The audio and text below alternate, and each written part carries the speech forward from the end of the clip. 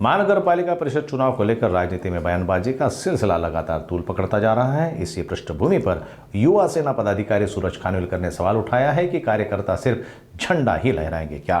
दरअसल खानविलकर ने एक वीडियो के माध्यम से बयान देते हुए बताया कि शहर के प्रभाग 6 का कामकाज वे संभालते आ रहे हैं और शिवसेना उम्मीदवार के लिए इच्छुक हैं।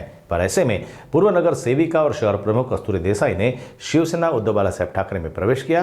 देसाई के शिवसेना में प्रवेश करने पर खानविलकर का गुस्सा फूट पड़ा। आइए सुनते हैं आखिर क्या सवाल है सूरज खानविलकर का। प्रभाग क्रमांक 6 या प्रभागामध्ये शिवसेनेचं काम मी पहिल्यापासून करत आलोय आणि या प्रभाग क्रमांक 6 मध्ये शिवसेनेचा इच्छुक म्हणून उमेदवारी मिळावी यासाठी प्रयत्न करत आहे।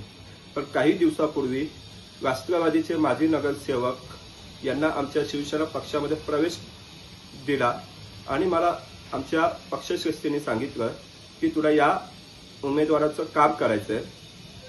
त्या हिशोबाने मी त्या उमेदवारासोबत काम करायला सुरुवात केली आणि आजची बातमी अशी आहे की मनसेचे माजी नगरसेविका आणि त्यांचे मनसेचे शहर प्रमुख यांच्या त्याच प्रभागामध्ये त्यांच्या शिवसेनेमध्ये प्रवेश करून घेत आहेत।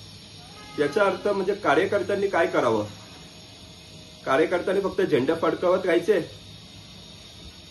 एकदा माजी नगरसेवकांना प्रवेश केला राष्ट्रवादीच्या, नंतर मनसेचे नगरसेवकांचा प्रवेश केला आणि तिथे स्थानिक जेव्हा मी या लोकसभा विधानसभा निवडणुकीस वेळी या प्रभागात सुरुवातीपासून काम करत आलोय, तर कार्यकर्त्यांच्या भावना पक्षश्रेष्ठीने जाणून घ्यावा आणि या गोष्टीकडे जाणीवपूर्वक कार्यकर्त्यांना न्याय द्यावा हीच अपेक्षा महाराष्ट्राचे राज्याचे मुख्य नेते, शिवसेनेचे मुख्य नेते एकनाथजी शिंदे साहेब यांना विनंती आणि खासदार श्रीकांतजी शिंदे साहेब यांना विनंती, तुम्ही जेव्हा पक्ष प्रवेश घेता तर कार्यकर्त्यांच्या भावना जाणून घ्या।